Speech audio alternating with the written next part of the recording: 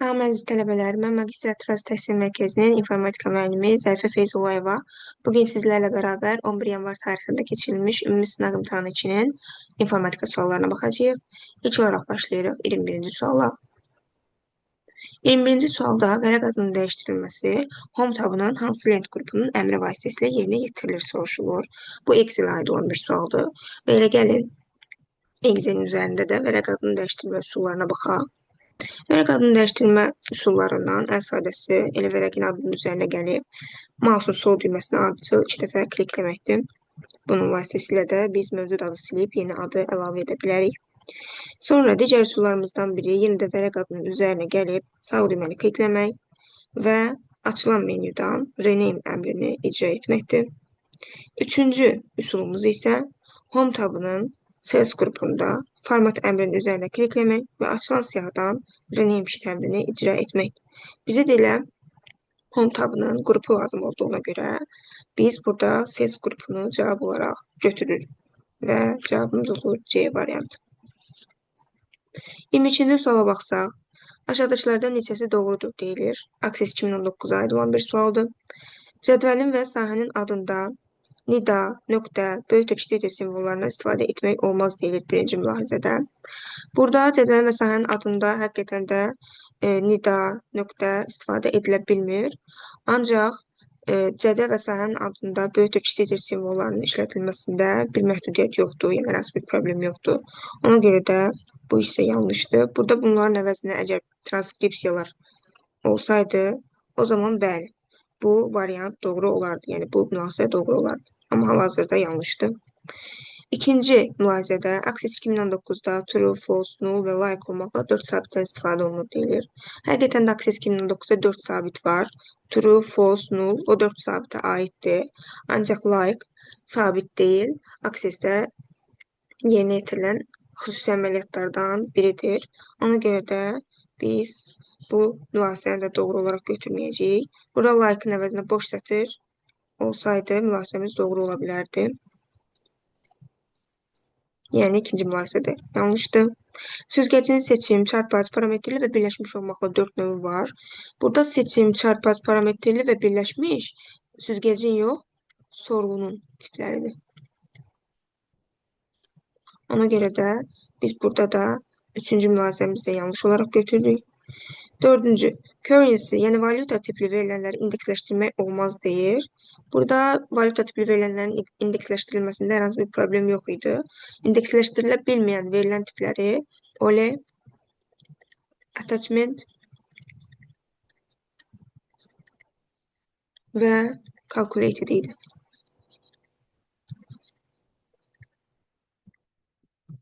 Ona görə də dördüncü mülahizəmizdə yanlışdır. Beşinci mülahizədə relyasiya hesablamalarına əsaslanan dillər qeyri-prosedur dillərdir. Bu doğrudur. Çünki biz demişdik ki, relyasiya hesablamalarına əsaslanan dillər qeyri-prosedur, relyasiya cəbrinə əsaslanan dillər isə prosedur dillərdir. Və relyasiya hesablamalarına əsaslanan bu qeyri-prosedur dillərə də SQL aiddir. Ona görə də bu 5-ci doğru bir mülahizədir. Sonra cədvəlin ölçüsü 2048 GB-ə qədər ola bilər deyilir. Bizim Access 2019-da cədvəlimizin bəzi xüsusiyyətləri var idi. Onlardan biri də bundan ibarət idi ki, cədvəldə açıla biləcək. Yəni belə deyək ki, cədvəlin maksimal ölçüsü 2 GB-ə qədər ola bilər. Amma bazada açıla biləcək cədvəl sayı maksimum 2048-ə qədər ola bilər. Burada isə bizə cədvəlin ölçüsü dediyinə görə, cədvəlin ölçüsü burada 2048 GB yox, 2 GB olmalıydı. Odur ki, burada 6-cı mülahizəmizdə yanlışdır. Neçəsi doğrudur dediyinə görə sualda biz burada A variantı, yəni sadəcə bir dənə mülahizəmizin doğru olduğunu görürük. 23-ə baxaq. Uyğunluğu müəyyən edən sualdır və bu PowerPoint-a aid olan bir sualdır. Deməli, cədvəlin daxilində obyektlər və alət tabları verilib. İndi biz bu obyektlərə uyğun olaraq açılan alət tablarını uyğunlaşdıraq. PowerPoint-də biz header-footer, yəni yuxarı-aşağı sərlövhə əlavə etdiyimiz zaman açılan alət tabı shape formatdır. Ona görə də biz bura A-nı aid edirik. Yəni header-footerin header-footer alət tabını aktivləşdirdiyi proqram PowerPoint yox, Word proqramıdır. Sonra equation, Düstur əlavə etdiyimiz zaman PowerPoint-da açılan alət tabları 2 dənədir. Biri elə shape formatdır, yəni shape format ikinci bəndə də aid olacaq və digəri də elə eyni adlı tabımız equation tabıdır. Üçüncü, diaqram əlavə etdiyimiz zaman açılan alət tabı chart design və format tabıdır. Ona görə də uyğunluğumuza əsasən variantımızı müəyyən edək. Birinciyə A, ikinciyə A ilə D, üçüncüyə isə B ilə C. Bu da olur Y variantı. İndi 24-ə baxaq. 24-də ölçüləri 32, 32-nin 64-də olan qrafik təsvir RGB rəng modelinin high color rejimində verilib. Həcmi bu təsvirin yaddaşda tutduğu yerə bərabər olan SMYK rəng modelinin true color rejimində verilmiş digər təsvirin ölçüləri aşağıdakılardan hansılar ola bilər? Deməli, bunu əvvəlcə kəsib çıxardaq.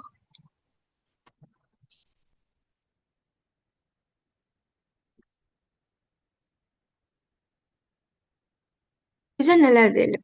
İlk öncə bizə ölçülər verilib. Yəni, təsvirin en və uzunluğu ya da en və hündürlüyü deyə bilərik. Bunları A, B ilə işarə edirdik biz. A bərabərdir 32. Bunu 2 üstü 5 kimi yazaq. B bərabərdir 64. Bunu da 2 üstü 6 kimi yazaq. İndi bu ölçülər RGB rəng modelinə aid olan bir təsvirə aiddir və rejimi də high color rejimidir. Biz belə deyək ki, kitabımızda RGB və SMYK-nın həm high color, həm də true color-da yaddaşda nə qədər yer tutduğu cədvəl formasında bizə təqdim olmuşdu. Gəlin o cədvəli yadımıza saxlayaq, yəni yadımıza salaq. Deməli, RGB və SMYK. Bu iki rəng modeli iki rejimdə mövcud idi. High color və true color. True color-da həm RGB, həm SMYK-da belə ki, hər bir rəngə 8 bit yer ayrıldığına görə, RGB-də 3 rəng olduğuna görə 24 bit, SMYK-da isə 4 dənə rəng olduğuna görə hər biri 8 bitdən 32 bit yaddaşda yer tutur. Yəni, bir pikselin yaddaşda tutduğu yer RGB-də 24 bit, SMYK-da isə 32 bitdir.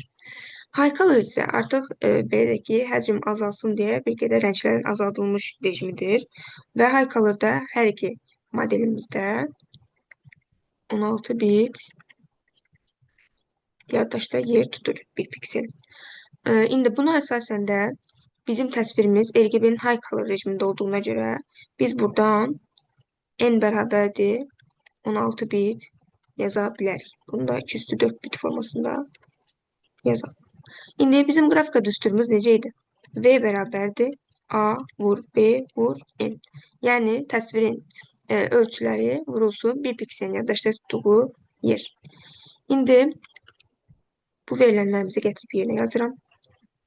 2 üstü 5, 2 üstü 6, 2 üstü 4. Bunları bir-birinə vururuq və üstlər cəmlənir. 2 üstü 15. Cavabımız da bitlə alınacaq, çünki bitə vurmuşuq. Və bu tapdığımız həcm RGB-nin həcmidir. RGB təsvirinin həcmi 215 bitdir. İndi bizə nə deyir? Həcmi bu təsvirin yaddaşda tutduğu yerə bərabər olan SMYK-nın true color rejimindəki başqa bir təsvirin ölçülərini axtarırıq. Yəni, bunların həcmləri bir-birinə bərabər olacaq. Ona görə də mən V RGB bərabərdir V SMYK yaza bilərəm. Buna əsasən də 215 bit SMYK-nın da həcmi olmuş olur.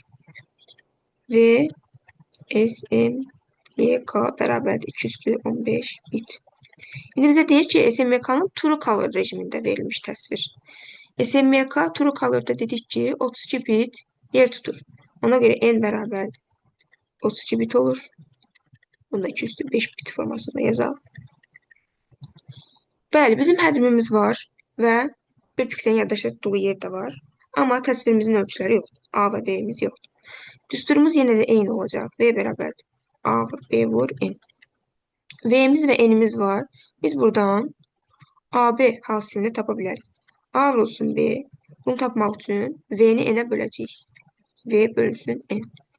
Gətirib yerinə yazsaq. V-miz 2 üstü 15 bitdir. N'imiz isə 2 üstü 5 bitdir. Bunları böləndə üstlər çıxılacaq, bitlər də gedəcək. 2 üstü 10 qalacaq. Yəni bizim təsvirimizin ölçülərinin hasılı 2 üstü 10 olmalıdır. İndi biz variantlardan elə bir variant seçməliyik ki, onların hasılı, yəni ölçülərin hasılı bizə 2 üstü 10 versin. Məsələn, A variantında 128 2 üstü 7-dir. 256 isə 2 üstü 8-dir. 2 üstü 7, 2 üstü 8-ə vurulduğu zaman üstlər cəmlənir və 2 üstü 15 edir. Deməli, bu bizim doğru variantımız deyil. Çünki bizə 2 üstü 10 lazımdır. B'də 32 2 üstü 5-dir. 64 2 üstü 6-dır. Bunları bir-birinə vuranda üstlər toplanır. 2 üstü 11 edir. Və yenə də bu bizə lazım deyil. C variantında 32 2 üstü 5-dir. 32 2 üstü 5-dir. Bunları bir-birinə vuranda üstlər cəmlənir və 2 üstü 10 edir. Və həqiqətən də gördüyünüz kimi bizim ölçülərimizin hansı da 2 üstü 10 olduğuna görə C variantını doğru variant olaraq qəbul edirik. Olur C variantı. İndi 25-ci suala baxaq. 25-ci sualda hansı variant informasiya təhlükəsizliyinə təhlükə yaratan faktor deyil soruşulur. Ümumiyyətlə biz informasiya təhlükəsizliyi dediyimiz zaman informasiyanın məhvliyinin, tamlığının, yəni bütövlüyünün və əlçatanlığının qorunmasını başa düşürük. İndi elə bir variant seçməliyik ki, həmin variant informasiya təhlükəsizliyinə hər hansı bir təhlükə törətməsin. A variantında phishing hücumları deyilir və phishing hücumları adında zaten hücum sözü var. Və phishing hücumları nə idi? İnsanların SMS-lə, e-mail vasitəsilə aldadılaraq öz şəxsi məlumatlarını hücumçulara təqdim etməsi idi. Ona görə də burada A variantımız doğru deyil. Çünki informasiya təhlükəsizliyinə təhlükə yaradır təbii ki phishing hücumları. Daimi yedəklənmə sorğuları. Daimi yedəklənmə sorğuları informasiyamızın itməməsi üçün, hər hansı bir təhlükə ilə üzləşməməsi üçün ehtiyat nüsxələrinin, backuplarının yaradılmasıdır ki, bu informasiya təhlükəsizliyinə nəinki təhlükə yaratmaq, əksinə onu qoruma yollarından biridir ki, hər hansı bir məlumat itkimiz olmasın. Ona görə də biz burada məhz B variantını seçəcəyik. C variantında sistemə icazəsiz giriş. Sistemə kimsə icazəsiz daxil olursa, o oradakı məlumatları icazəsiz formada silə bilər, daha sonra dəyişdirə bilər, o məlumatlardan istifadə edə bilər, sui-istifadə edə bilər. Odur ki, bu sistemə icazəsiz giriş informasiyanın həm məxfiliyini, əlçatanlığını, tamlığını, yəni hamısını poza bilər. Və təbii ki, bu da təhlükə yaratan bir amildir. Ortada olan adam hücumu, yenə də zaten hücum sözünü görürük biz burada. Və ortada olan adam hücumu nə edirdi? Trafikə sızırdı və istifadəçi ilə server arasındakı trafiki dinləyirdi və lazım olan məlumatları, şəxsi məlumatları, şifrələri ələ keçirə bilirdi. Ona görə də D variantı da zaten təhlükə yaratan bir faktordur. Y variantında isə köhnə proqram təminatının istifadəsidir. Yəni köhnə proqram təminatıdır ki, bu da yenə informasiya təhlükəsizliyinə təhlükə yaratan bir amildir. Çünki köhnə proqram təminatlarında artıq müəyyən hücum növlərinə qarşı, müəyyən virus növlərinə qarşı boşluqlar yaranır ki, həmin boşluqlar hücumçular tərəfindən istismar oluna bilər. Odur ki, Y variantı da deməli yanlışdır və B variantımız doğru idi. İndi 26-ya baxsaq, aşağıdakı münasibələrdən hansı doğrudur? Deməli, indi münasibələrini oxuyaq. FDI texnologiyasında halqa topologiyasından koaksial kabeldən istifadə olunur və sürəti 100 megabit böl saniyədir. Bəli, FDI texnologiyasında halqa topologiyasından istifadə edilir. Ancaq onun kabeli koaksial kabel yox, çox modalı optik lifli kabeldir. Ona görə də biz A variantına doğru deyə bilməyəcəyik. B variantında OSI modelinin tətbiq səviyyəsində ötürülən informasiyanın sintaksisi təsvir edilir deyilir. Ancaq ötürülən informasiyanın sintaksisinin təsvir olunduğu səviyyə tətbiq səviyyəsi yox, nümayiş səviyyəsidir. Odur ki, B variantımız da yanlışdır. C variantında verilənlərin paket şəklində ötürülməsi üçün GPS protokolundan istifadə edilir. Bəli, bu doğrudur. Demişdik ki, mobil telefonda internet əlaqələri yaratmaq üçün WAP protokolumuz var idi. GPS isə paket şəklində, verilənlərin paket şəklində ötürülməsi üçün olan bir protokol idi. Ona görə də C variantımız doğrudur. D variantına baxsaq, Bridge eyni topologiyalı müxtəlif protokol malici iki və daha çox şəbəkəni birləşdirən proqram aparat təminatlı qurğudur deyilir. Hər şey doğru kimi görünsə də, burada yerləri yanlış yazılıb. Burada bridge-də müxtəlif topologiya, eyni protokol sözləri olmalı idi. Ona görə yanlışdır. Y variantında isə lokal şəbəkənin əsas aparat komponentləri serverlər, işçi stansiyalar, kabellər və protokollardır deyilir. Burada əsas aparat komponentlər server, işçi stansiya, kabellər, bəli, əsas aparat komponentlərinə aid. Ancaq protokol yox. Burada protokolun əvəzinə interfeys kartları və yaxud da şəbəkə adapterləri olmalı idi. Ona görə də Y variantı da yanlışdır. 27-yə baxaq. Bunu gəlin buradan çıxardaq əvvəlcə.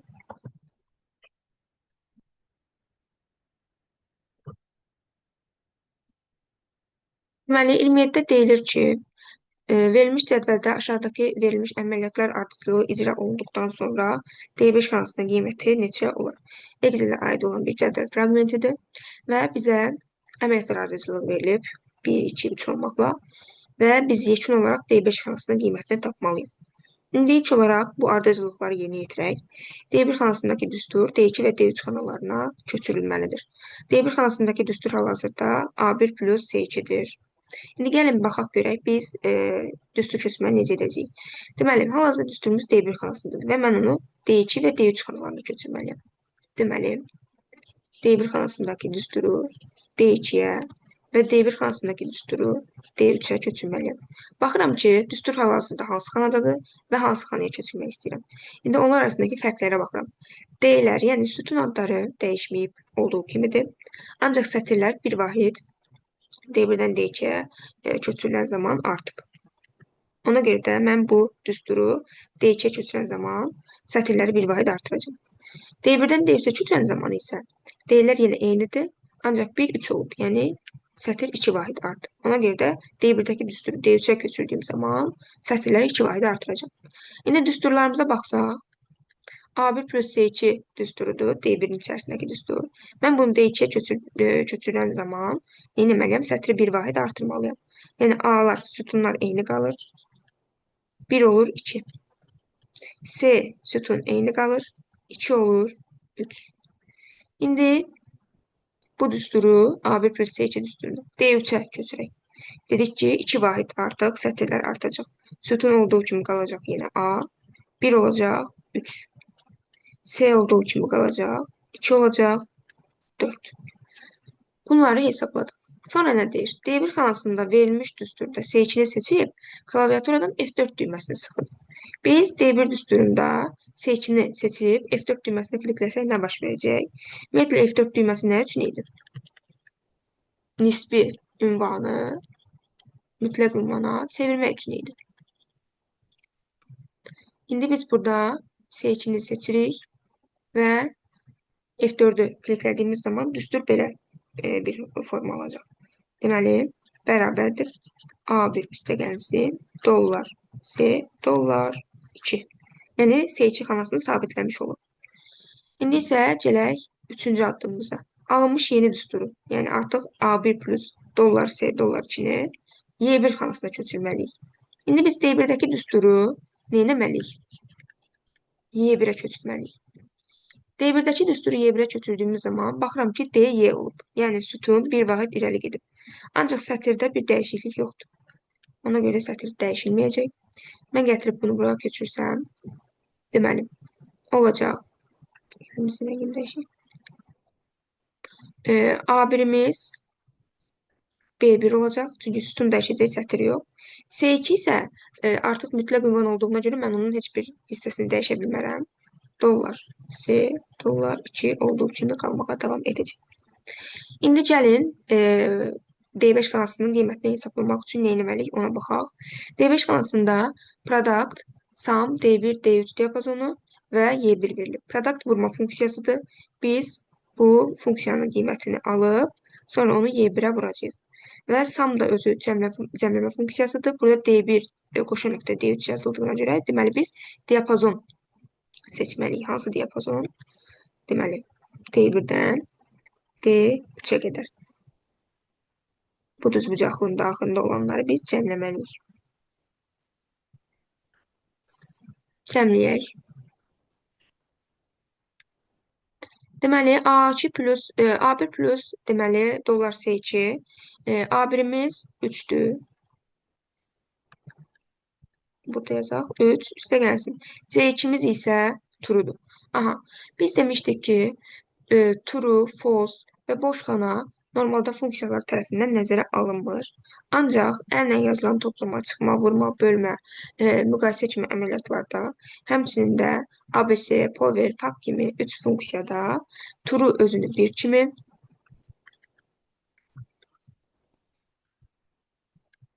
false və boş xana isə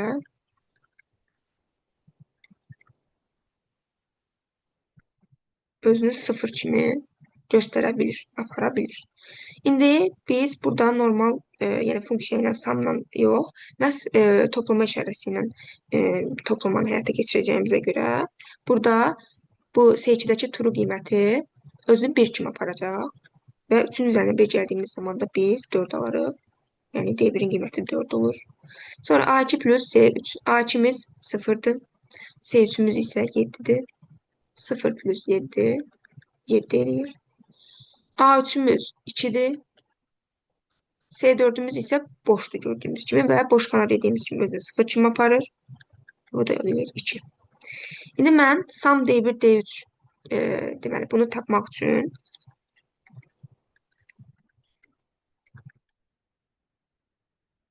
nə etməliyəm? D1, D2 və D3-ü cəmləməliyəm.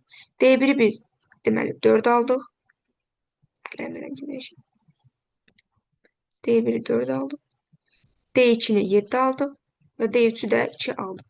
Bunları da cəmləsəm 4, 7, 2 bizə 13 verir. Deməli, bu hissəmiz oldu 13. İndi Y1 xanasına baxıram. Y1 xanasında birinci gəlib hesablamaq lazımdır. Deməli, B1. B1-imiz nədir? B1-imiz -2-dir. -2 üstə gəlsin. Dollar C, dollar 2-də yenə də C2 xanasıdır. C2 xanasında da true var. Yenə true özünü 1 kimi aparacaq. Yəni -2 plus 1. Bu da eləyəcək -1. Yəni Y1-i də aldıq biz. -1. Produktda vurma olduğuna görə 13-ü vururuq -1-ə. Alırıq -13. Edir B variantı. İndi 28-ə baxaq. Deməli, 28-də cədvəl 1 üzərində aşağıdakı ardıcılıqlardan hansı icra olunsa, o cədvəl 2-dəki formada görünər soruşulur və bu yenə də Word-ə aid olan bir sualdır. Deməli, əvvəlcə buranı kəsib çıxaraq.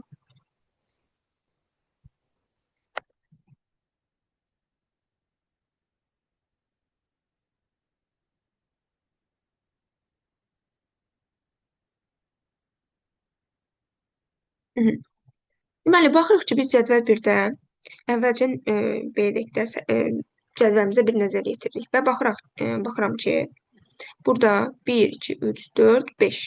5 sütunumuz var və 4 sətrimiz var. Üzərində dəyişiklik aparılıb yeni alınmış cədvəldə isə 4 sütunumuz var və 5 sətrimiz var. Deməli, biz nə etməliyik? Cədvəl 1-i cədvəl 2-yə çevirmək üçün bir sütun silinməlidir.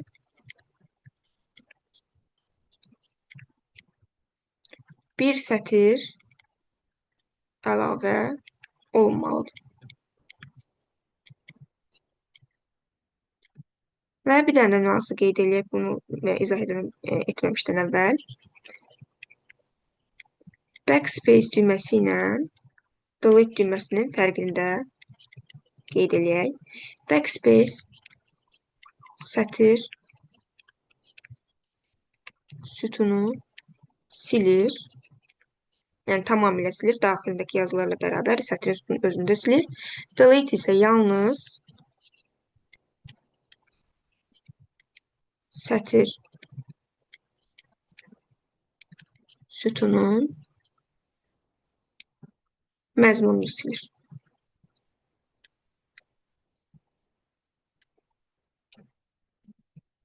Məzmun silmək də nə deməkdir? Yəni daxilindəki yazıları silir, amma sətr sütun olduğu yerdə qalır. İndi gəlin buna əsasən də baxaq görək A variantında nə deyilir. A variantında deyilir ki, dördüncü sütun seçilir və klaviaturdan backspace düyməsi sıxılır.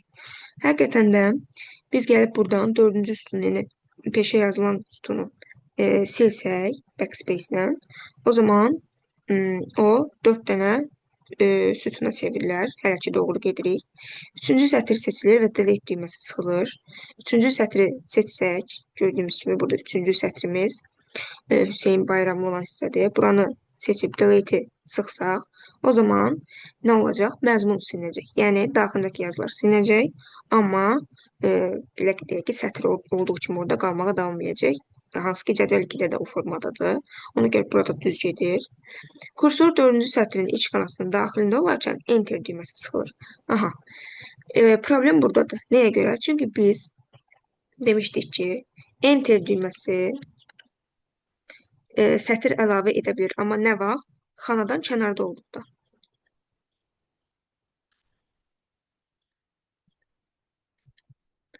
Əgər biz sətr əlavə etmək istəyiriksə, o zaman enteri gərək belə deyək də, cədvəlin sağ kənarında, cədvəldən kənarda qoyaq. Ondan sonra enter düyməsini klikləyək ki, cədvəlimizə yeni sətr əlavə olunsun.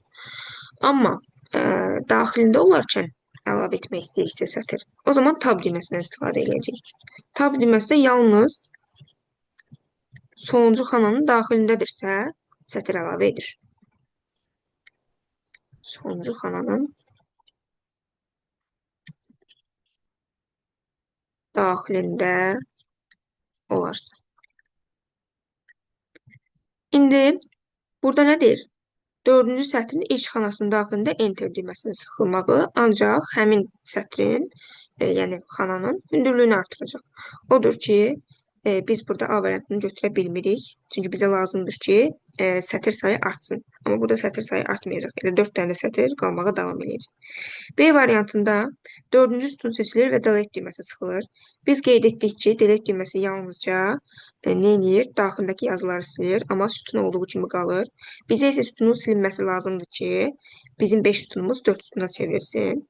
Burada delete əmri icra olunsa, 5 sütun olduğu kimi qalacaq. Sadəcə bir sütunun daxilində yazı olmayacaq. Yəni 4-cü sütunun daxilində yazı olmayacaq. Ona görə B variantı yanlışdır. Və bu delete-ə görə elə D variantında çıxa bilərik. 4-cü sütun seçilir və delete düyməsi sıxılır. Yəni də bu sütunu silməyəcək. Sadəcə daxilindəki yazıları siləcək. Ona görə bunu da çıxırıq. Qaldı C ilə Y variantı. C variantında 4-cü sütun seçilir və Ctrl-X düymə kombinasiyası sıxılır deyilir.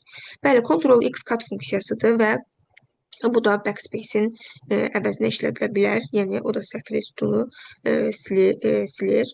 Ona görə də, daha doğrusu, kat edir, oradan kəsir götürür və mübadilə büferindən saxlayır. Biz əgər onu paste eləmədiyimiz təqdirdə silinmiş olur. Və burada nə deyir? 4-cü sütun seçilir, Ctrl-X düymə kombinasiyası sıxılır və 4-cü sütun seçilib Ctrl-X etsəm, bəli, həqiqətən də bu sütun buradan silinmiş olacaq. Sonra 3-cü sətr seçilir və backspace düyməsi sıxılır. Aha, bizə lazımdır ki, sətrimiz artsın.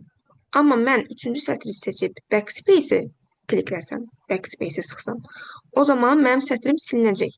Yəni, daxilindəki yazılarla bərabər sətrin özü də silinəcək. Ona görə də bizim C variantımız da yanlış olur. Çünki bizə lazımdır ki, sətr sayı artsın.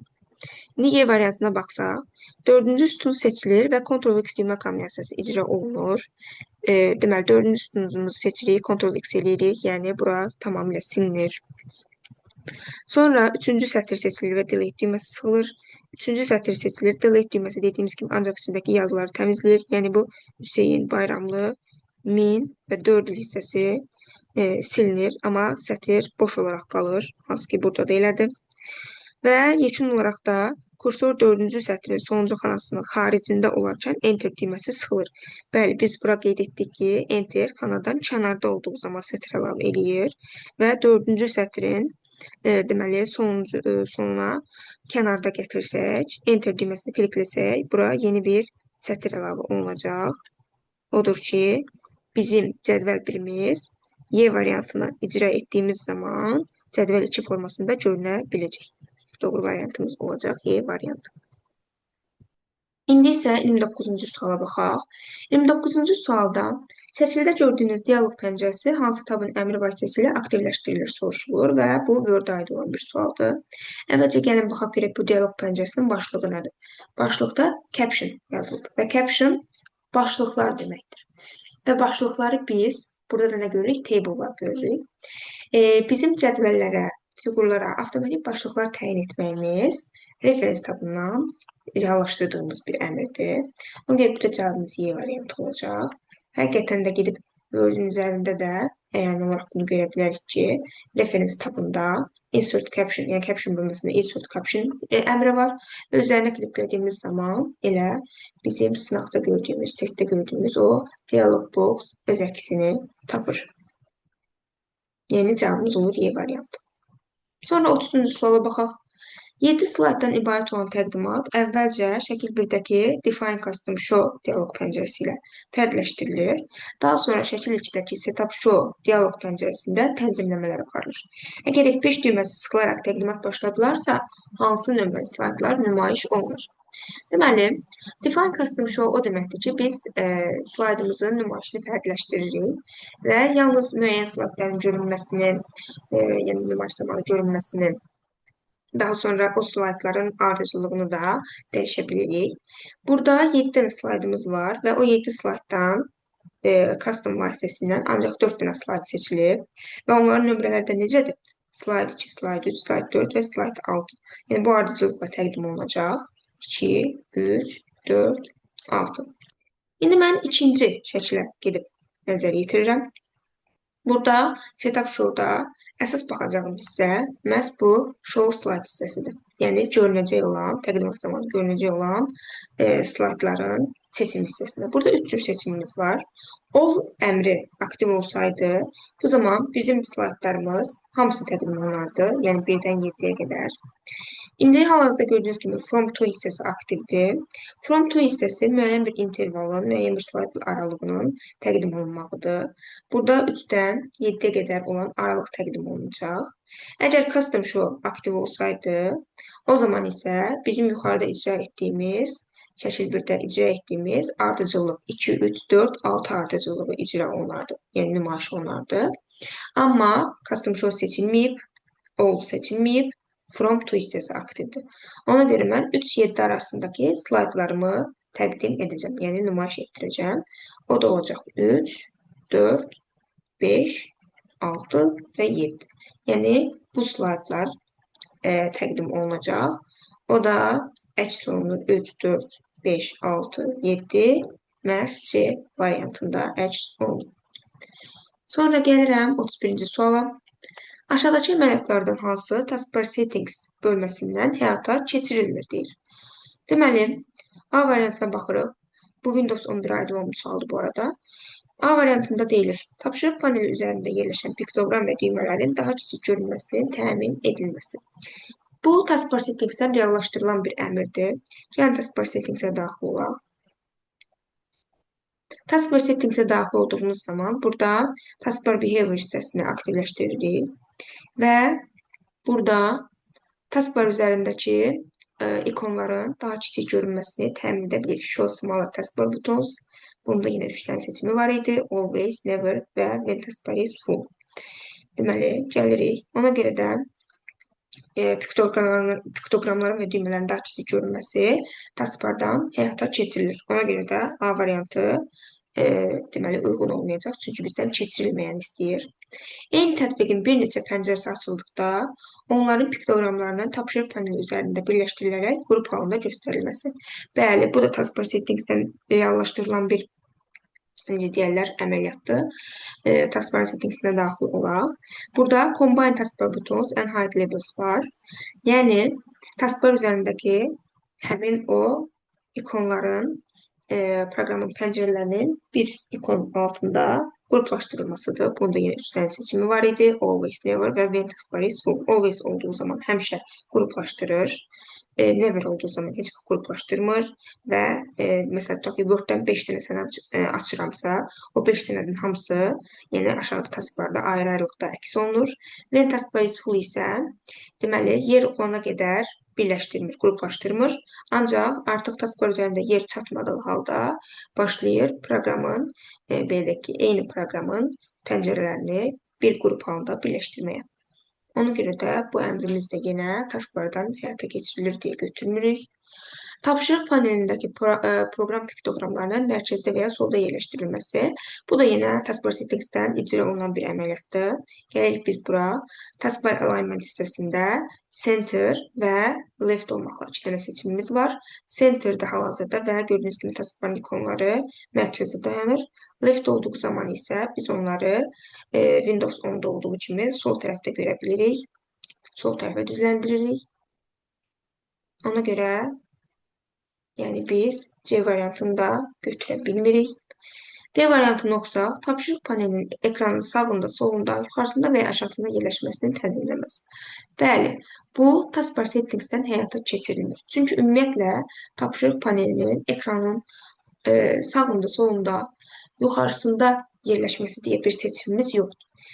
Windows 11'də tapşırıq paneli yalnız və yalnız ekranın aşağı hissəsində əks oluna bilər. Ona görə də elə burada variantımız D variantı olur. Y variantını da nəzər yetirsək, yalnız fiziki klaviaturu olmadıqda tapşırıq panelində klaviatura nişanının göstərilməsi, bu da yenə taskbar settingsdən reallaşdırılır. Deməli, burada gəlirik biz bura, touch keyboard hissəsinə və burada 3 dənə seçim var. Never olduğu zaman touch keyboardun ikonu heç vaxt taskbar üzərində görünmür. Always də hal-hazırda və ona görə də həmişə görünəcək. Və no keyboard attach isə məhz bizim elə testimizin Y variantında əks olunduğu kimi fiziki klaviatura olmadığı zaman yalnız bu işarəni göstərir. Amma fiziki klaviatura olduğu zaman artıq klaviaturun port vasitəsindən kompüterimizə qoşmuşuqsa, bu zaman artıq klaviaturanın nişanı görünməyəcək taskbar üzərində. Yəni, bu da yenə taskbar settingsdən həyata keçirilir deyə bu da zaten götürülməyəcəkdir. İndi 32-yə baxaq. 32-də işarələnmiş əmrlərlə yerinə yetirilən funksiyalar hansı variantda ardıcılıqla verilmişdir? Bu da Windows 11-ə aid olan bir sualdır. İşarələnmiş əmrlərimiz ilk öncə hansılardır? Bu və bu. Deməli, bu qayçı işarəsi kat funksiyasını yerinə yetirir.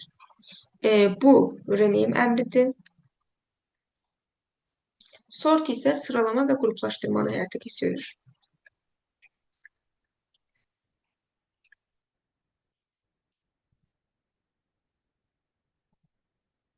İndi odur ki, gəlin görək hansı variantda bu ardıcılıq düzgün verilir.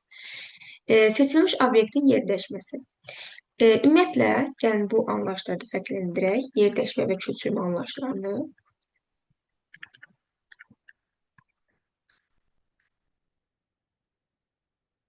Köçürmə kopidir.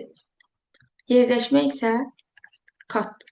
Və bizdə hal-hazırda kat əmri belə ki, işarələndiyinə görə biz köçürmə ilə bağlı olan variantları çıxırıq. Məsələn, B variantında seçilmiş obyektin köçürülməsi deyir, ona görə B variantını çıxıram. Sonra D variantında seçilmiş obyektin köçürülməsi deyir, ona görə D variantını çıxıram. İndi 3 dənə variant arasında seçim edəcəm. A variantında deyir ki, deməli, birinci seçilmiş obyektin yer dəyişməsi. Bəli, bu düzdür. İkinci, failin yolunun kopyalanması. Bizim bu əmrimiz rename əmridir. Seçilmiş bir obyektin adının dəyişdirilməsi üçündür. Amma bu failin yolunun kopyalanması dediyinə görə A variantı yanlışdır. Sonra Y variantına baxsaq, Y variantında ikinci failin yolunun kopyalanması olduğuna görə Y variantı da yanlış olur. Yəni, əslində burada seçilmiş obyektin adının dəyişdirilməsi olmalıydı. Ona görə də Y variantı da səhvdir. Bizə qalır C variantı. Seçilmiş obyektin yer dəyişməsi uyğundur. Seçilmiş obyektin adının dəyişdirilməsi uyğundur. Və obyektlərin sıralanması, qruplaşdırılması bu da yenə sorta uyğundur. İndi baxırıq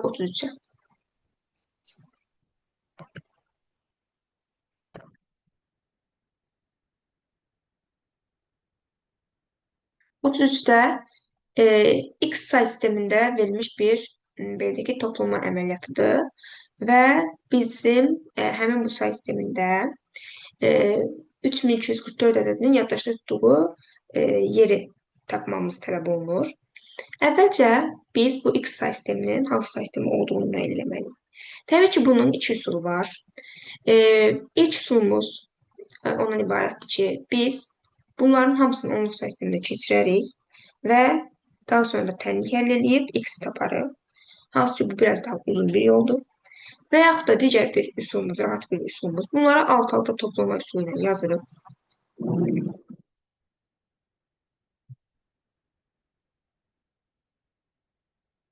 Burada 60 yazırıq. İndi baxıram ki, nə toplanılıb və bura nə yazılıb. 7-nin üstünə 9 gələndə normalda 16 edir. Ancaq burada 0 yazılıb. Deməli, biz 16 aldığımız 16-dan say sisteminin əsasını çıxmaqla, yəni x-imizi çıxmaqla 0 almışıq. Çünki 16-lıq say sistemində 16 qeyd ki, burada 16 olmalıydı, amma bura 0 yazılıb. Odur ki, mən buradan 16-dan bu say sisteminin əsasını çıxıram və bura 0 yazıram. İndi buna əsasən də x-imiz elə 16 olur. Yəni deməli, bizim toplamımız zaten 16-lıq say sistemində yerinə yetirilmiş. Həqiqətən də bunları 27 və 39-u 16-lıq say sistemində cəmləsək, 7-nin üstünə 9 gələndə 16 eləyir və 16-lıq say sistemində 16 yoxdur deyə 16-dan 16 çıxıram, 0 qalır, bu 0 yazıram və hər çıxma yadda 1 olaraq qalır. 2-nin üstünə 3 gəlir 5, yaddakı 1 də gəlir üzərlərinə eləyir 6. Gördüyünüz kimi buradakı əməliyyatla eynilik təşkil edir. İndi 16-lıq say sistemində bir simvol yaddaşda tutduğu yer nə qədərdir? Gəlin bunu təyin edək. Deməli, 16-lıq say sistemində bizim maksimum 16 dənə rəqəmimiz var. 0-dan 15-ə qədər, yəni f-ə qədər. Onda bizim maksimumuz 16 simvol olursa, 16 da 2 üstü 4 deyə 2 üstü n bərabərdir 2 üstü 4 düsturundan əsaslar eyni olduğuna görə n-i 4 bit tapıram. Yəni, bir simvolun yaddaşda tutduğu yeri 4 bit təyin edirəm. İndi buna əsasən də bu 3344 ədədindən neçə ədədimiz var bizim simvolumuz var? 1, 2, 3, 4 dənə. Bir simvolum 4 bitdirsə, o zaman 4 simvolum neçə bit olar? Buradan x-i tapıram ki, 16 bit. Amma baxıram ki, cavablarda 16 bit yoxdur. Odur ki, əgər 16 bit yoxdursa, mən artıq bayta çevirmə aparmalıyam. Bitə də bayta çevirəndə 8-ə bölməliyik deyə A-nı 2 bayt. Odur ki, cavabımız olur A variantı. Və yaxud da bunun digər bir üsulu da x sistemində bunları yazırıq. Bunların hamısını onluq say sisteminə çeviririk. Yəni, istənilən say sistemindən onluğa necə keçirdik? Üzərinə 0,1, 0,1 mövqe düzürük. 2 vurulsun, x üstü 1, üstə gəlsin 7 vurulsun, x üstü 0, üstə gəlsin 3 vurulsun, x üstü 1, üstə gəlsin 9 vurulsun, x üstü 0, bərabərdir 6 vurulsun, x üstü 1, üstə gəlsin 0 vurulsun, x üstü 0. 2 üstü x üstü 1 elə 2x eləyir. X üstü 0 1 eləyir. 1 də 7-yə vuranda 7 eləyir. 3 üstü x üstü 1, 3 vurulsun x üstü 1, 3x eləyir. X üstü 0 1 eləyir. Ona 9-a vurun 9 eləyir. 6 vurulsun x üstü 1 yenə də 6x-dir. 0-ı da nəyə vursaq 0 eləyir. Ona görə də deməli tənliyimiz bu formada alınır. Burada 5x plus 16 alınır. Burada da 6x. Və yerləşmə etdiyim zaman x-i digər tərəfə keçirdiyim zaman 16 bərabərdir 6x minus 5x. Yəni x bərabərdir 16 alır. Yəni bu üsulla da həll edə bilərsiniz və yaxud da bu üsulla da yəni alt-alta toplama üsulu ilə də həll edə bilərsiniz. Yəni burada baxdıq ki, biz nələr toplanıb və ora nə yazılıb. Yəni bunlar toplanında 16 alınır, amma biz bura 0 yazmışıq. Deməli, həmin ədəd say sistemimizdə yox imiş ki, say sisteminin əsasını çıxıb biz bura 0 yazmışıq. Ona əsasən də biz x-imizi 16 aldıq. Sonra da bir simvolun yaddaşda tutduğu yeri tapıb, buna əsasən ədədin yaddaşda tutduğu yeri təyin etdik. Olur A variantı. İndi baxırıq 34-ə. 34-də deyilir ki, Unicode'da yazılmış kompüter informasiyanın emal edib cümləsini yaddaşda tutduğu yerə ASCII-də yazılmış test sözünü neçə dəfə yerləşdirmək olar? Deməli, əvvəlcə Unicode dediyinə görə mən yadıma salaram ki, Unicode-da bir simvolum yaddaşda 2 bayt yer tutur. İndi buna əsasən də mən birinci simvollarımı sayıb bunun yaddaşda nə qədər yer tutduğunu tapmalıyam. Biz bilirik ki, kənardakı dırnaqlar sayılmır, onları atıram. Amma qalan hər şeyi sayırıq, hətta boşluqları da sayırıq. 1, 2, 3, 4, 5, 6, 7, 8, 9, 10, 11, 12, 13, 14, 15, 16, 17, 18, 19, 20, 21, 22, 23, 24, 25, 26, 27. Burada emal sözü ile edir arasında da boşluq var. Odur ki 28, 29, 30, 31, 32. Deməli bizim 32 dənə simvolumuz olur. Bir simvolumuz 2 baytsa 32 simvolumuz isə x bayt olur. Çarpaz vurduğumuz zaman x bərabərdir 64 bayt alırıq. İndi isə ASCII-də yazılmış test sözündən danışılır və biz bura yazırıq ki, bunu burada yazaq Unicode. İndi burada ASCII hissəsini yazaq. ASCII-də isə bizim bir simvolumuz 1 bayt yaddaşda yer tutur və test sözü 1, 2, 3, 4 simvoldan ibarətdir deyə 4 simvolumuz x bayt, x'imiz olur 4 bayt. Yəni test sözü yaddaşda 4 bayt yer tutur. İndi mən Unicode-da yazılmış bu sözün yaddaşda tutduğu yer 64 baytdır. Mən bu 64 baytın içərisinə 4 baytı neçə dəfə sığdıra bilərəm? Bunun üçün 64-ü bölürəm 4-ə və alıram 16 dəfə. Olur B variantı.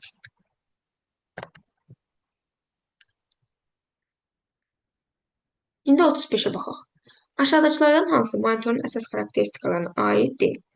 Monitorun əsas xarakteristikalarına nələr aid edir? Ekran diaqonalının ölçüsü, təzadlıq dərəcəsi, müşahidə bucağı, müdafiə dərəcəsi, matrisin tipi, daha sonra ekran pikselinin qiyməti, açılışın maksimal tezliyi bu kimi xarakteristikalara aid idi. Ancaq müraciət vaxtı monitorun xarakteristikası deyil, yaddaşın xarakteristikasıdır. Yaddaşın xarakteristikası. Yaddaşın digər xarakteristikaları da tutumu və informasiya yazılışının sıxlığı idi. Buna görə də monitorun xarakteristikasına aid olmayan elə müraciət vaxtı olur. İndi 36-ya baxaq. 36-nı necə həll edəcəyik? Gəzib çıxardaq bunu buradan. 36 algoritmə, xətti algoritmə aid olan bir B-dəki tapşırıqdır. Burada əvvəlcə deməli, bu algoritmin yerinə yetirilməsi nəticəsində y-imiz 21 qiyməti alıb və algoritmin yerinə yetirilməsinə qədər x dəyişəninin ilkin qiyməti neçə olmuşdur? Bu soruşulur. Əvvəlcə mən bu 1, 2, 3-cü addımlarımı bir alt-alta sırayla yazıram. Y bərabərdir 2 minus x, 2 bərabərdir. Deməli, ikinci x bərabərdir mənfi 2y plus 5. Üçüncü isə y bərabərdir mənfi y plus 2x. Deməli, birinci y-in, yəni xətti algoritmi necədir? Yerinə qoya-qoya gedirik növbəli şəkildə və hər dəfə də son qiyməti növbəti mərhələdə nəzərə alırıq. İndi biz burada y-in qiymətini, yəni 2 minus x-i gətirib ikincidə yerinə yazacağıq bu y-in yerinə. Və burada mənfilər olduğuna görə biz mütləq şəkildə mötərizə daxilində gətirməliyik ki, hər hansı bir səhvimiz olmasın. Mənfi 2 vurulsun, mötərizə daxilində 2 minus x-i gətiririk. Üstə gəlsin 5. Bunu da açanda mənfi 4, mənfi 2, mənfi x-ə vurulur, müsbət 2x plus 5. 5 ilə mənfi 4, deməli, bunlar bir-birindən çıxılacaq. 2x plus 1 alınacaq. Yəni, x-imizin yeni qiyməti 2x plus 1 oldu. İndi biz y-in qiymətini 2 minus x-i və x-in yeni aldığımız qiyməti gətirib üçüncüyə yerinə qoyacağıq. Bu y-in isə yerinə bizə yekun olaraq hesablanıb alınmış qiyməti yazacaq. Yəni, 21 bərabərdir. Burada mənfi y olduğuna görə yenə mən mötərizə daxilində gətirirəm. Mənfi mötərizənin içərisində 2 minus x yazırıq. 2 minus x. Burada qeyd edək 2 minus x-dir. Burada da x-in yerinə 2x plus 1 yazacağıq. Üstə gəlsin 2 vurulsun, mötərizə daxilində 2x plus 1, x-in yeni qiyməti. İndi bunları açaq. Mənfi 2'ye dəyəcək mənfi 2 olacaq. Mənfi mənfiyə dəyəcək müsbət x olacaq. 2'ni 2x'e vuranda plus 4x. 2'ni 1'e vuranda plus 2. Mənfi 2 2 gedir. Burada x ilə 4x toplanır. 5x bərabər 21 edir. Burada da x bərabər 21'i 5'e bölürük. Bu da 4 onda 2 edir. Yəni cavabımız olur B variantı. Olacaq B variantı. İndi isə gəlirik 37-ci tapşırığımıza baxmağa. Üfüqi və şaquli sürüşdürmə zolaqlarının aktivləşdirilməsi işarələnmiş bölmələrdən hansı vasitəsilə reallaşdırılır? Ümumiyyətlə biz bir çox tapmadığımız parametri, həmçinin resentin 50 olmağını da qeyd eləmişdik. Yəni resent hissəsində son açılan faylların siyahısı maks 50 ola bilərdi ki, biz onun tənzimlənməsini də, sonra görünməyən məsələn xəttkeşlər ola bilər, xəttkeşlərin aktivləşdirilməsində, həmçinin üfüqi və şaquli sürüşdürmə zolaqlarının aktivləşdirilməsini də advanced hissəsindən, yəni 5-ci bölmədən reallaşdırırıq. Ona görə cavabımız Y olacaq. Burada da əyani gedib Word-ün üzərində baxış həyata keçirə bilərik. Burada fayla gəlirik, options'ı açırıq. Advanced bölməsində aşağı hissələrə gəlir. Yəni, ümumiyyətlə, burada çox parametr var, tənzimlənəcək. Burada həm resentin 50 olmağını tənzimləyə bilərik və yaxud da onu daha az edə bilərik.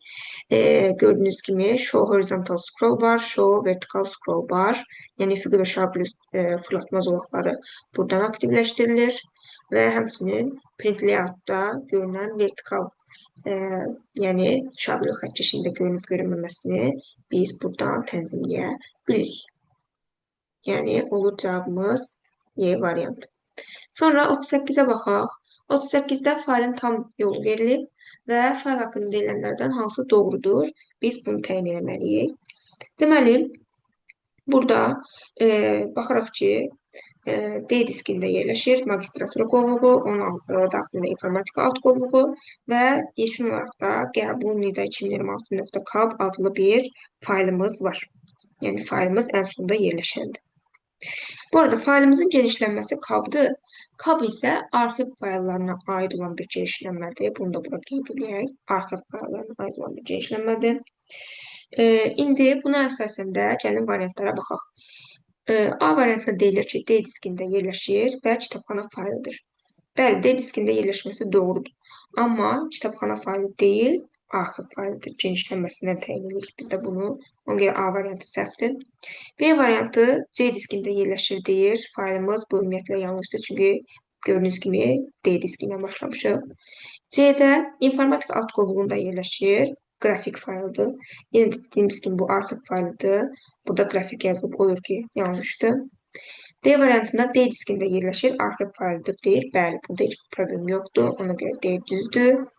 Y variantına baxsaq, D magistratura informatika faylın yoludur. Bəli, bu doğrudur. Faylın yolu da həqiqətən də. Çünki biz demişdik ki, faylın yolu olduğu zaman faylın özü artıq ora daxil olmur. Bu hissəsi doğrudur. Faylın adında qadağan olunmuş simvollardan istifadə olunub deyilir. Amma bəli, bu hissəsi yanlışdır. Niyə görə? Çünki faylın adında qadağan olunmuş simvol yoxdur. Yəni, nida işarəsində hər hansı bir məhdudiyyəti yoxdur. Qadağan olunmuş simvollar hansılar idi? Slashlər, qoşa nöqtə, ulduz, sual, dırnaqlar, böyükdür, kiçikdir işarələridir. Yəni, bu 9 dənə işarə faylın nə adından, nə genişlənməsində istifadə oluna bilməzdi. Amma faylın adında bu simvolların heç biri olmadığına görə bir problem yoxdur. Yəni, Y variantında buna görə səhv hesab edirik və keçirik 39-cu suala. Aşağıdakılardan hansılar iş masasının kontekst menyusunun personalize əmri vasitəsilə şəkli ekrana yerləşdirmə formalarıdır?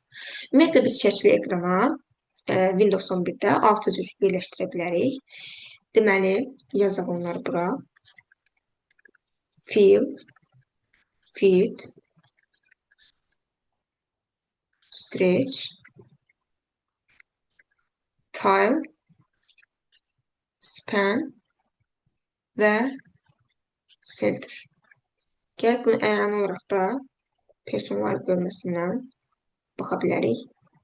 Burada background-da daxil oluruq.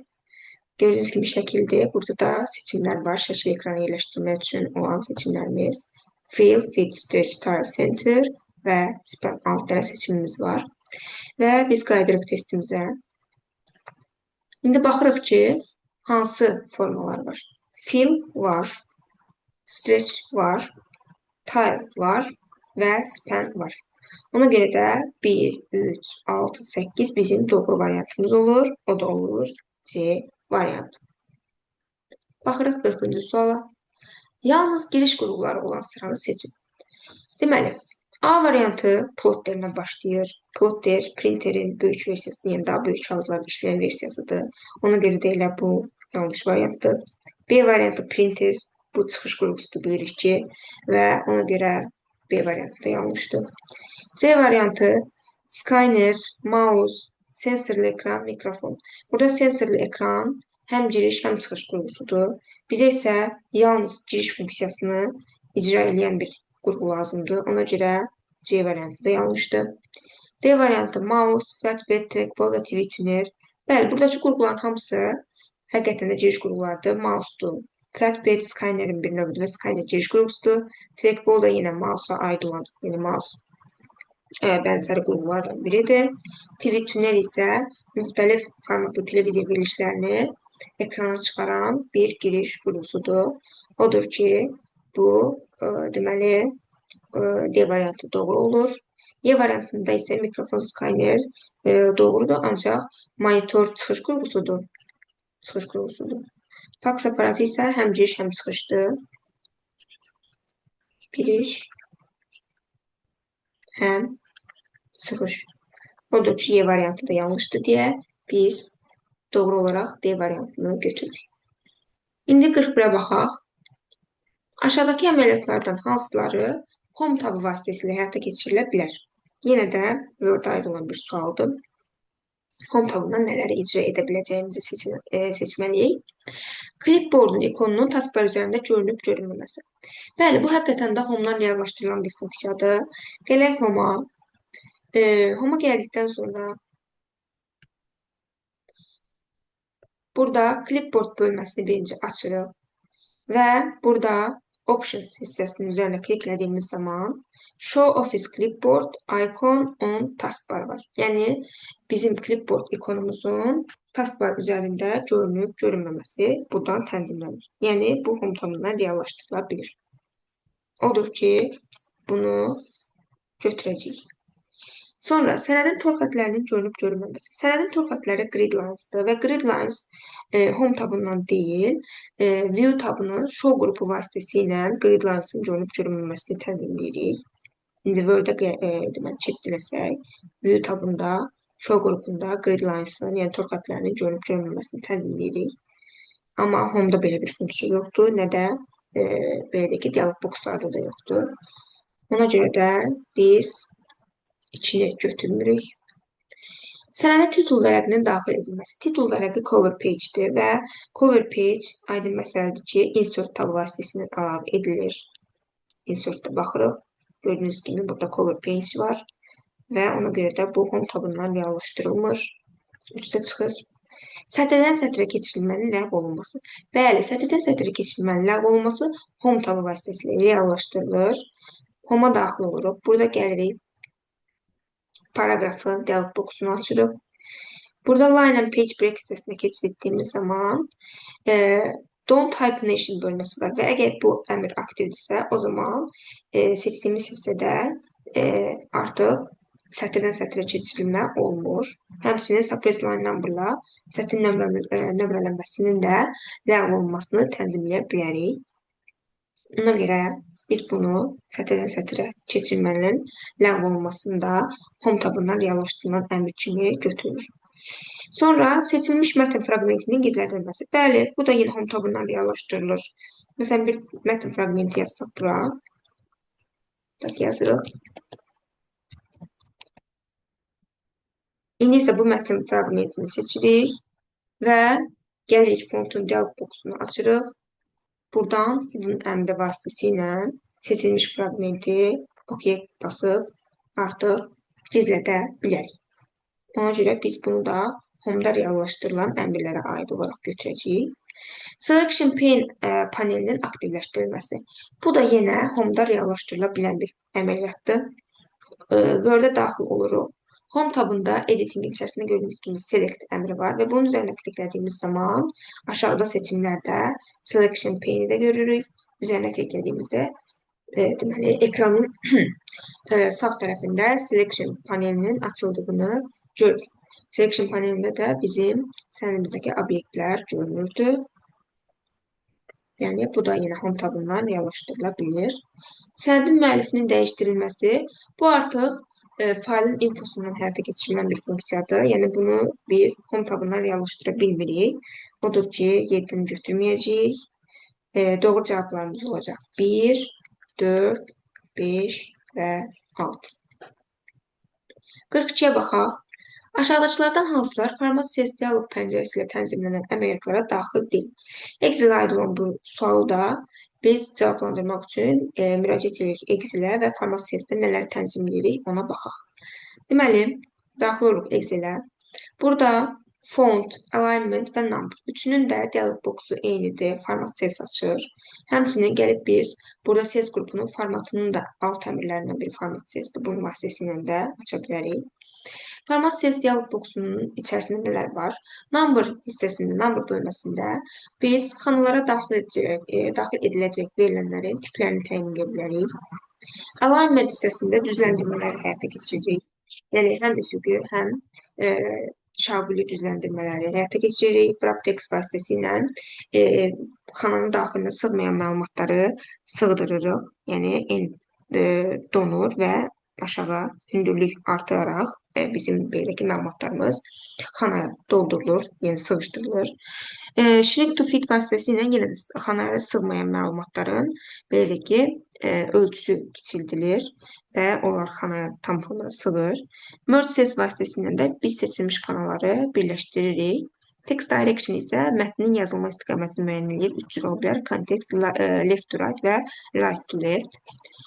Sonra font hissəsində də biz fontun növü, stili, ölçüsü, daha sonra rəngi, effektlərini təyin edə bilərik. Border hissəsində biz xananın kənar sərhədləri, onun stilləri, rəngi bunu tənzimləyə bilərik. Fill bölməsində rənglə doldurmanı həyata keçirə bilərik. Protection hissəsində isə biz həm belə deyək ki, cədvəlimizi artıq necə deyirlər, redaktədən looked vasitəsilə redaktəni kilitləyə bilərik ki, redaktə olunmasın. Hidden əmri vasitəsilə də xanalarda yazılmış düsturların düstur sətrində görünməsinin qarşısını ala bilərik. Amma bu əmrlərin aktiv olması üçün protect sheet əmrinin yəni icra olunması lazımdır. İndi qaydaq testimizə və baxaq görək biz nələri edə bilərik, nələri edə bilmərik.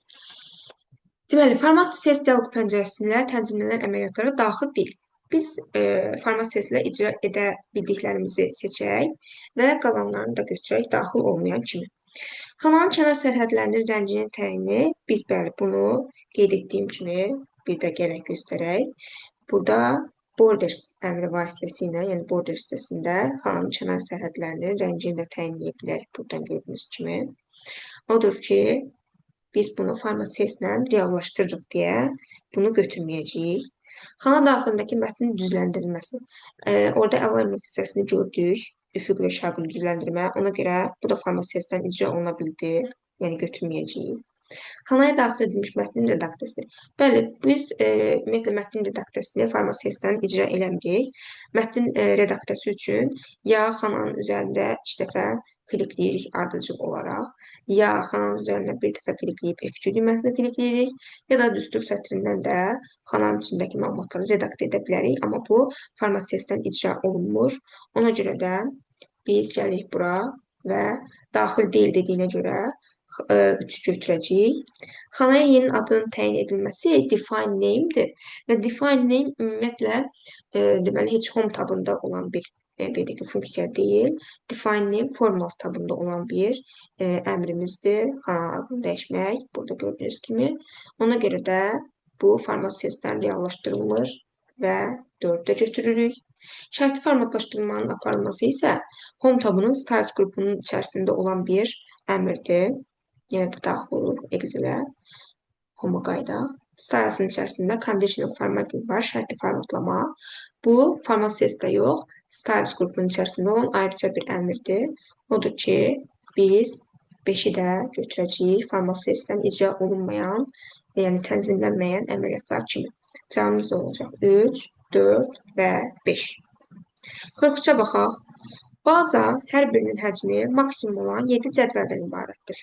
Bazaya birinin həcmi 1 GB, digərinin həcmi 2 GB olan 2 yeni cədvəl əlavə olunur və əlavə olaraq 5 GB, yəni bazadan 5 GB informasiya silinir. Bazada qalan informasiyanın həcmi neçə GB olar?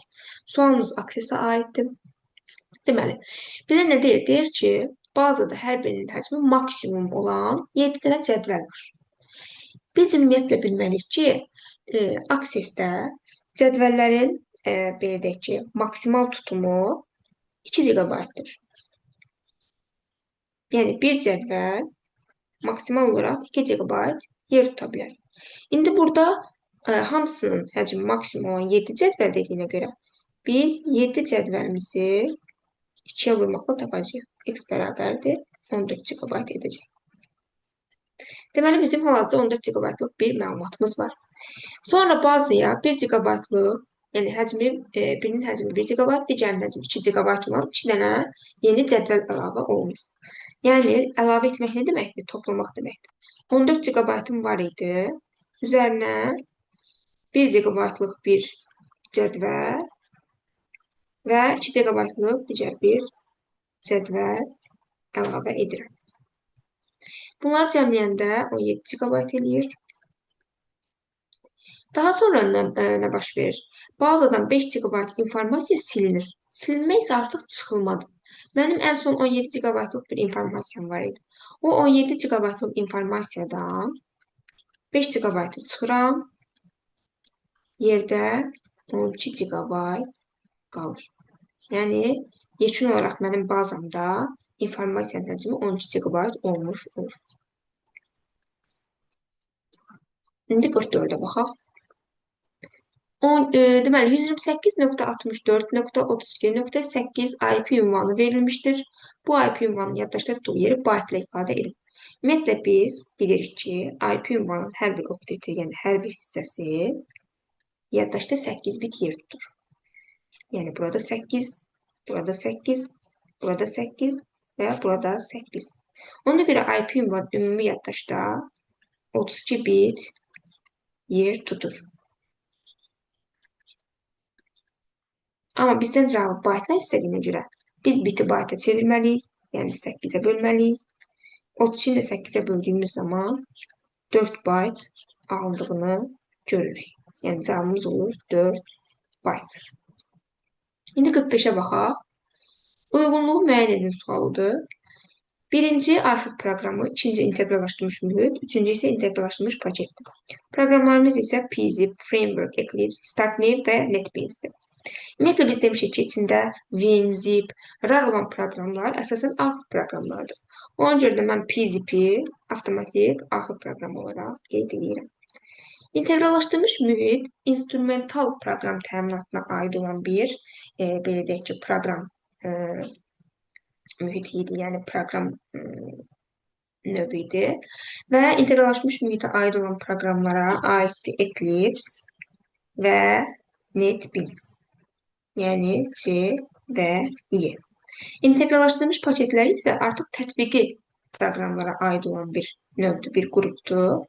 Onlara da aiddir Framework, yəni B və StartNew-dir. Yəni, uyğunluğumuz da bu formada deməli həll olunmuş olur.